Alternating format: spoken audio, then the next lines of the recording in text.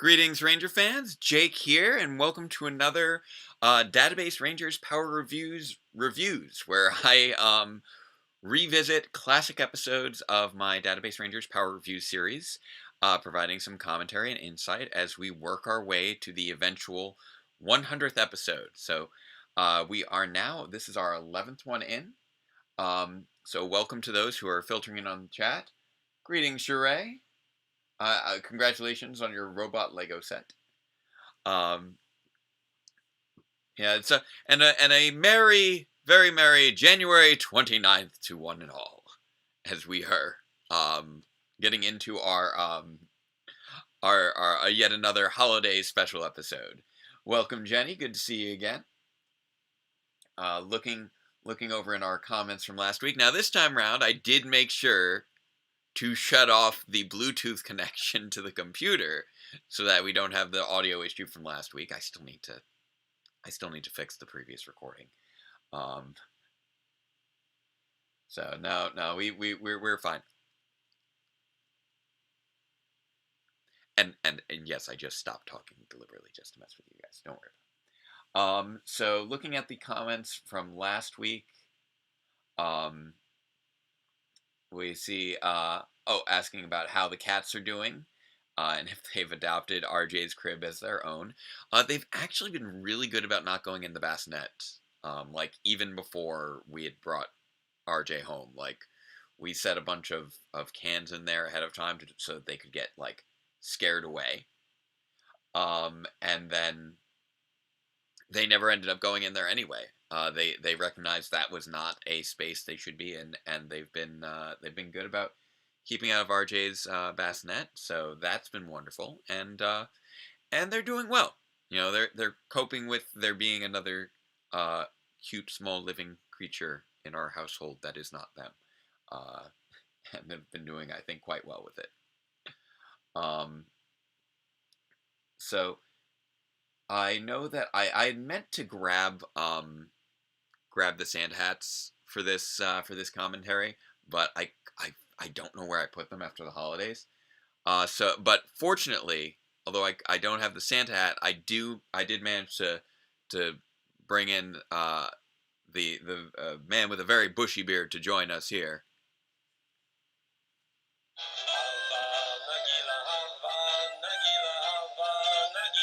Happy holidays, everybody.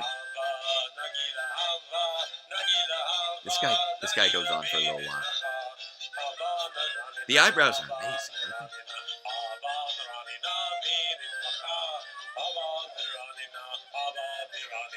they? No matter how long I think this is going to go on for, it's always longer than I think it's actually. It's always longer than I expect it to be.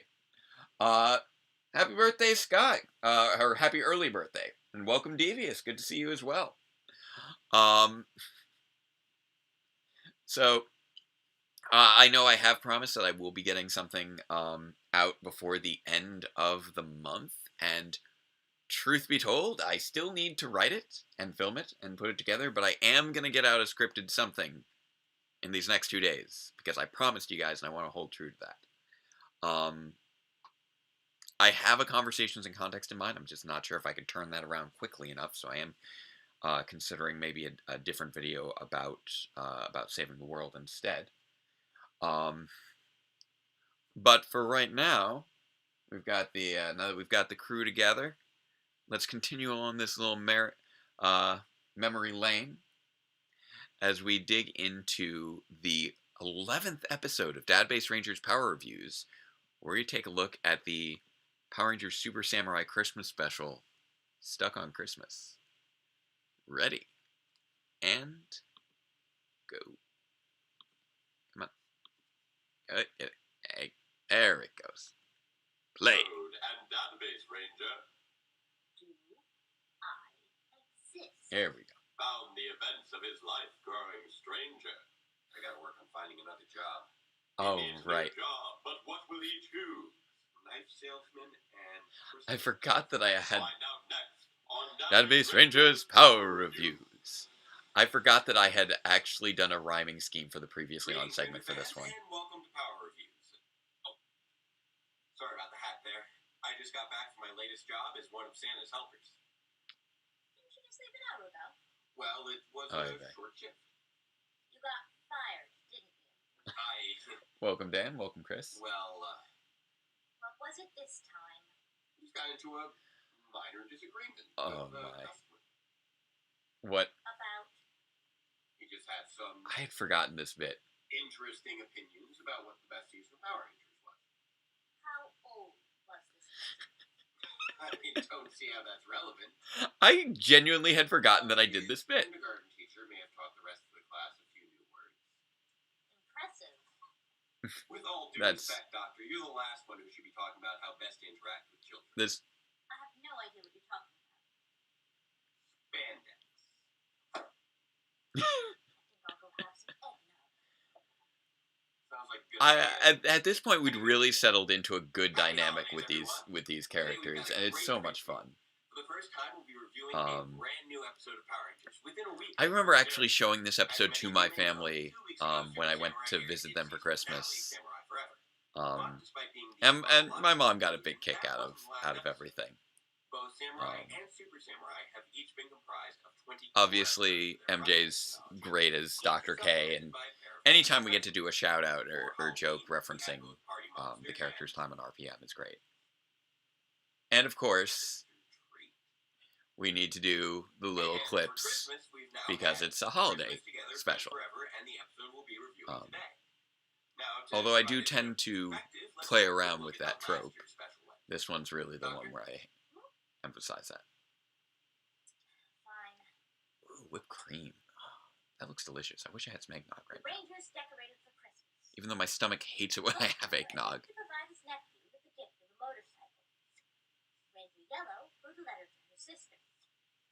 Everyone's minds were inexplicably temporarily displaced, resulting in a bizarrely jovial narration of the events. And that little Christmas tree in the background is what we actually use for our Christmas tree. It's a Charlie Brown Christmas tree.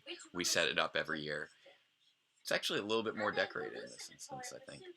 Santa Claus on a mysteriously flight-capable motorbike. I'm not sure I understand this holiday.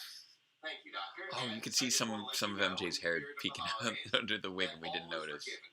Oh, audio's a bit low. During the Broken Dreams review. You mean yesterday? Of course. Yes. And no, Mr. Hartford. This bit. Yes, that too.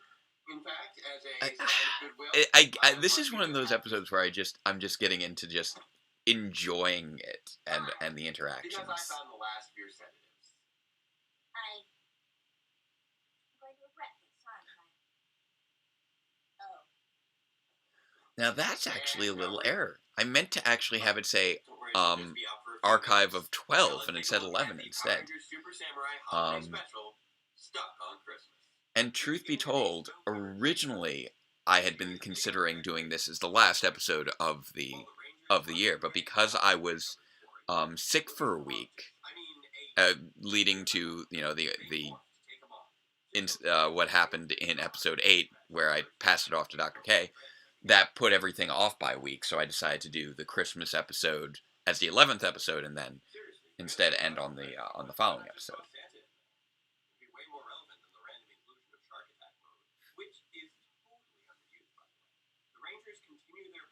If I can. Oh, I get it. It's because he's a Christmas monster. What's his Christmassy name? Gred. Well, it looks like Gred has hit a nerve with Mike. I think that joke was actually one of the few jokes that got my brother to laugh when I showed my family for the holidays with this episode.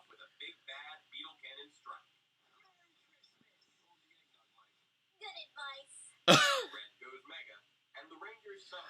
Everything with Dr. K in this episode is just so much fun, and I really enjoyed having the callback with the with the sedatives, which at the time was just supposed to be a running gag throughout this routine to sort of because I thought it would be funny for Broken Dreams, and then it gave me an excuse to duck out of episode 8 when I wasn't feeling well and have MJ take over, but that it just felt like such an appropriate little revenge for this episode that it really kind of brought things full circle. And so later, when I get to the summer episodes in year one, it had become such an established thing that it became a really natural plot device for when I go up against Alphabet Soup. So, although there are many things that I intentionally foreshadowed and then, put in place early on, the sedatives was a great example of something that just naturally evolved from the humor. And I really enjoyed doing all the callbacks.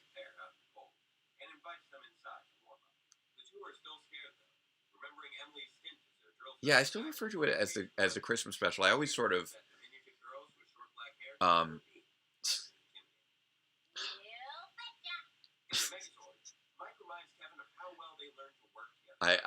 had way too much fun with filming this episode.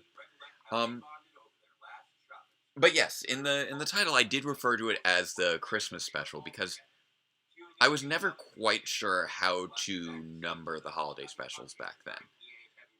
Whether they should be numbered as number 22, or if they took place in some other point in the continuity, if they should receive an alternate numbering system, because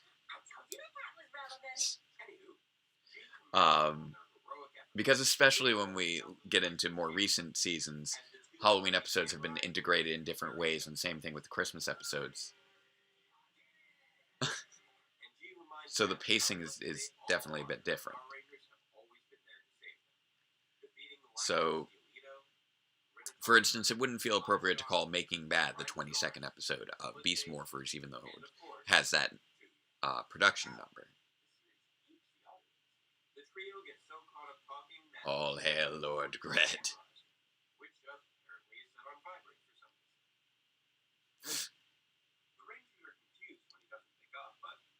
But yeah, the show had really found a nice groove by this point,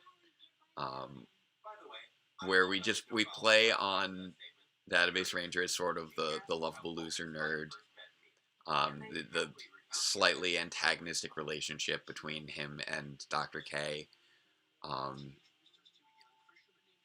joking back and forth, joking and making all these back references to previous gags from previous reviews. And really building on the continuity of the series.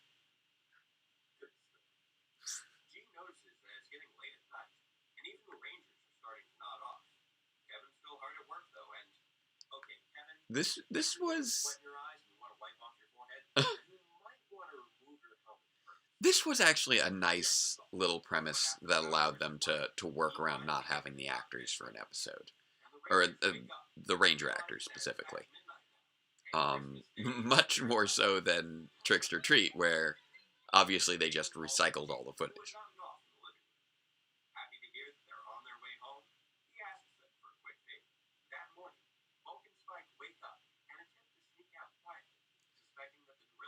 There's also just weird continuity with everything involving samurai. So this one clearly looks like it's supposed to take place during the main course of the series, but was released after the finale, and so everything's all over the place.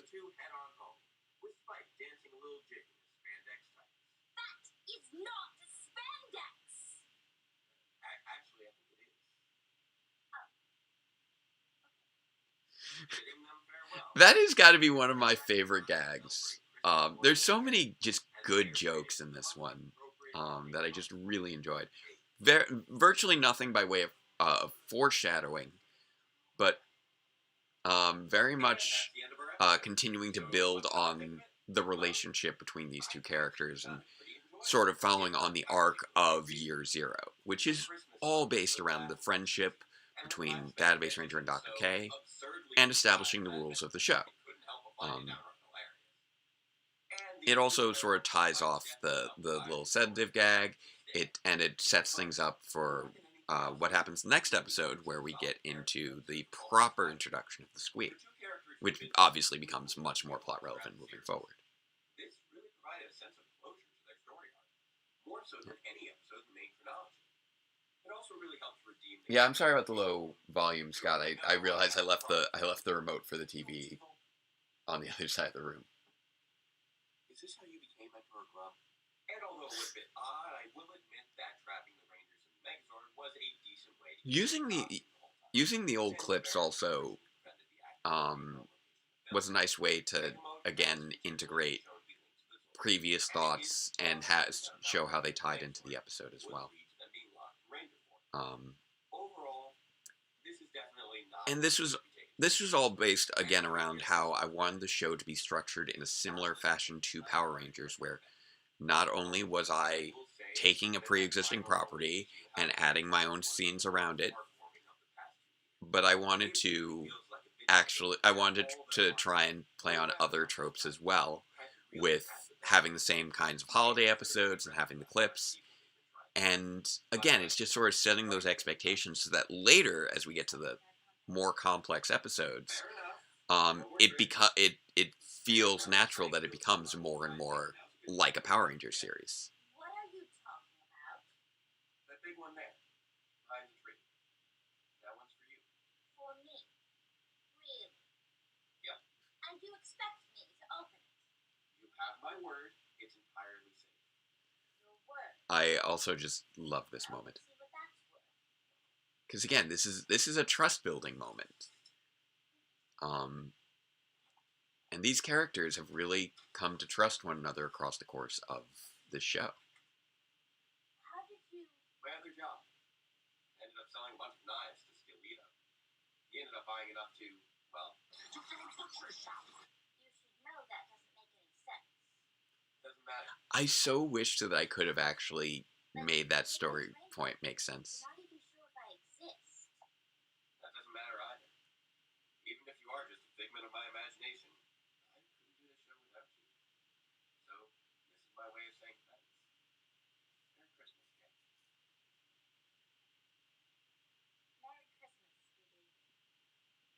DB. And that's the first time she calls him DB. And to all our viewers out there, thank you for all your support. I'm so glad we were able to actually get the violin. We borrowed it from a friend. A happy Hanukkah, a crazy Kwanzaa, a terrific tent, and a solemn Ramadan.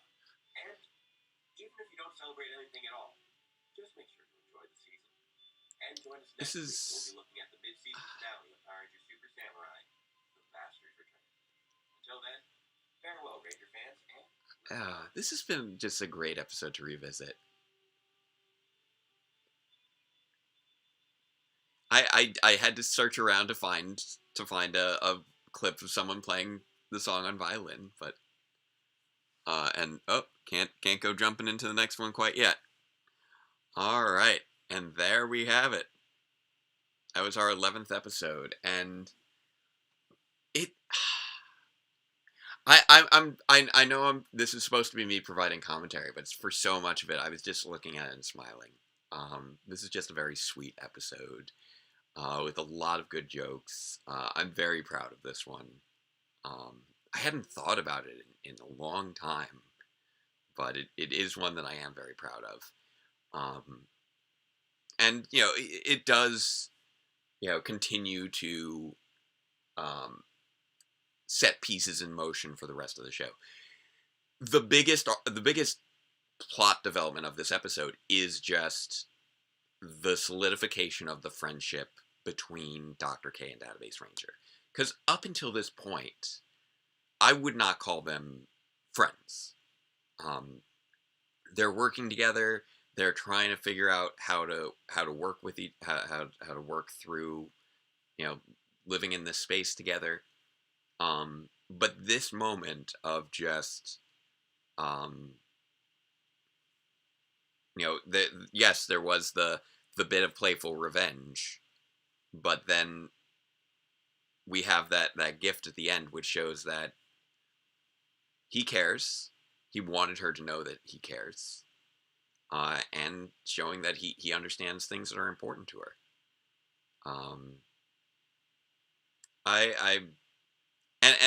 And then the violin does become important again in a later episode. Establishing the violin here allowed for us to be able to call back to it in episode 32, when Kay reappears after vanishing for a few episodes. I will admit that some things, they didn't end up quite meshing with the story as much as I had hoped, because back then I was still thinking in terms of there being more bleeding over between the worlds. So as a result, things like the Solito gag here, or or back in Party Monsters with the Mooger having stolen his costume, those were two sort of dimensional tear aspects that didn't end up really making into the series. So those are two things that I'm not sure if I would say I necessarily regret putting them in because they were fun bits, but I regret that I put them in and didn't have a way to properly explain them in the universe of the show, because I have put so much effort into trying to create an internally consistent mythos for the series. But in these early episodes, I was still very much sort of finding my way through all that. Around this time, I had figured out where I wanted the series to ultimately go. I was having fun with it. I felt like, okay, I'm going to go through and actually go for it with year one. Because the initial thing was, okay, I'll make the first episode, see if that goes over well. If the first episode goes over well, I'll do that a limited run of 12 episodes and see if I can do this weekly until the end of the year. And as we'll see, with the next episode, with episode 12, I accomplished that goal. And then the idea was, okay, if I can do that, then I would make the big push to see if I could do 40 episodes in 1 year for year one. And so at this point, I basically had achieved the level of confidence in the show that I could make that big attempt to work in the big story leading up to the Phantom Ranger reveal, obviously. But also at this point, once I was thinking, okay, I do want to go all the way to the Phantom Ranger reveal, that was also around the time that I was thinking, okay, where do I want the show to go from there? Where do I want the show to eventually lead? And I thought of a few plot points for what it might be like for year two, and how I wanted to eventually reveal the Morpotsners as being secretly evil. So that was always in mind. Even when I first approached Justin and Sarah to ask them to be a part of the show, I'm just like, I have some ideas for where your characters might go. I don't know if we'll get there, but I have some ideas for where your characters might go. And it ended up being much more of a commitment than they really expected. So I still apologize to them for that. But that was always where year two was going to sort of culminate. And then it ended up taking on a life of its own, having a much bigger finale than I had originally planned, which obviously took a lot longer than expected. And then we get into, but year three, I had thought up around this time, and I knew that I wanted to harken back to Power Rangers in Space and put all the characters onto a spaceship traveling in the world between worlds. We're traveling through the infinite reaches of the hiatus. So that was always in mind for year three, from the point at which I figured out that I wanted to go for year three, which at this point I had. So yes, the fact that we are now 11 characters on a spaceship, although I hadn't figured out exactly all the characters that would be on there, the fact that the entire main cast would be on a spaceship during year three was something I'd figured out at this point in the series. And that is fair. Maybe perhaps the Wii was creating random portals in the closet for a bit. I can. It's not too late for me to incorporate something like that, to be perfectly fair. So I might see about doing a shout out if I can squeeze in a little bit of extra exposition. So let's see, we're about 25 minutes in. Just to double check if anyone has Any additional questions, feel free to ask them in the chat. Oh, I know what I forgot to do. I'm ridiculous. How do I forget? You distracted me. This guy distracted me. That's what happened. Because I forgot our 3 opening non-controversial phrases. Chat, say it with me. First up, Black Lives Matter. Number 2, say it with me, chat. Fascism is bad. And number 3, say it with me, chat. Superheroes are fun. And I think, sometimes I think that we could just add to controversial phrases. Jake is absent-minded, I think, could be considered a non-controversial phrase. I may be Database Ranger, I may have an absurd wealth of Power Rangers trivial knowledge locked away in my brain, but my day-to-day life, I am constantly forgetting what I'm doing from one moment to the next. And I know I did see, commenting on the discussion that I got into a little bit last week, where we were talking about concerns of over fascism versus socialism and communism. So, brief digression into political theory here. I know that the person who was asking before about, what about socialism and communism as opposed to fascism? And they did elaborate a bit on what their thoughts were there. Concerned over how government could, just as we've seen clearly movements towards the far right, people are somewhat concerned sometimes about the far left, and make reference to Russia and China. And I do want to sort of clarify some things in case, for those of you who aren't aware. One is that Russia is no longer communist. It hasn't been for most of my life. And China is specifically a form of authoritarian communism, as I referred to before, that some would actually describe as state-controlled capitalism, which is that's a whole separate debate. But more specifically, it is that dangerous form of what is sometimes labeled communism that I expressed as being the dangerous variant.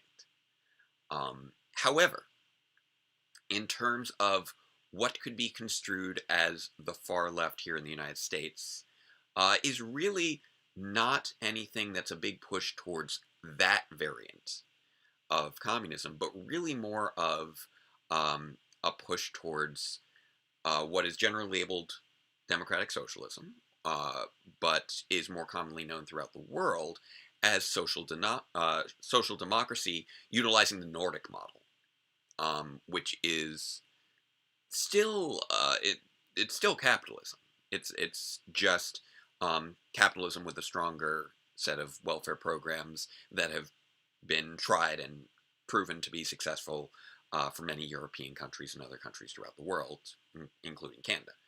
The Nordic model being the most prominent for people who are pushing for more socialist policies in government. So the fact that we are not actually even pursuing those, which are generally considered fairly moderate policies throughout much of the world, and that is our most extreme left in terms of political representation, I would say that concerns over far left control in government are currently unfounded, and even those that do skew left are not skewing towards the authoritarian model, which would be the dangerous variant. If we were seeing something skewing towards that dangerous variant, obviously that would be a point of concern, but it's not something that I think that we should be worried about here in the United States, as opposed to very clear instances and dangerous manifestations of fascism to a startling degree. So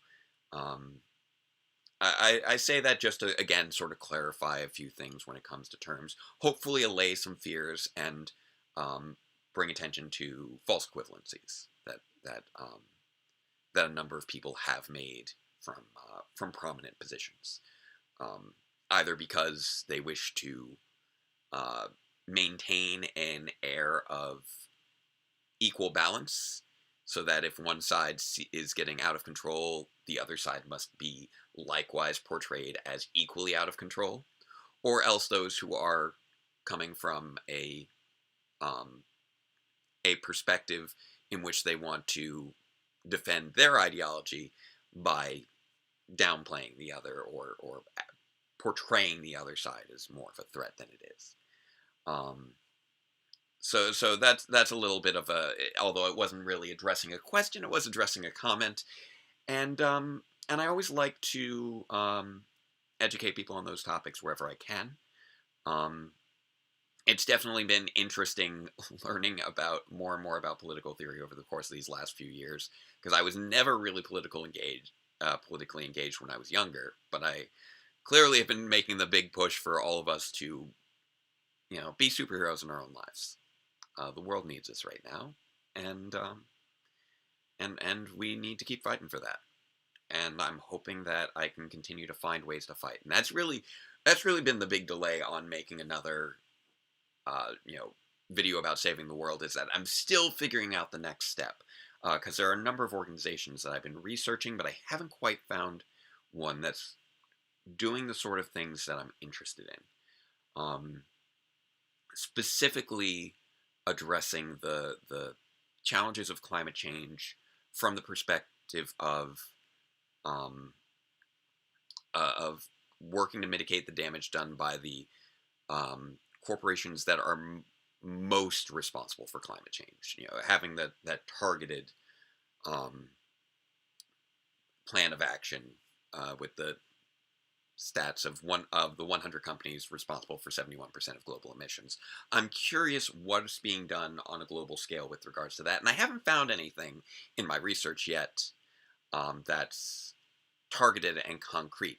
But if any of you do find any groups that are addressing those that cause specifically, I would love to hear more. So if you guys want to do any research on your own time, feel free. Obviously, I've been very busy between teaching. I got my grades in earlier this week, taking care of little RJ, of course, who I'm going to go spend some more time with in a moment. So if you can find out anything about what might be being done about those 100 companies responsible for 71% of global emissions, let me know. And let me know anything else that you want to hear me talk about in these commentaries. And I look forward to speaking to all of you again next week. So before we go, let's have our last 3 non-controversial phrases of the night. Number 1, say it with me, chat.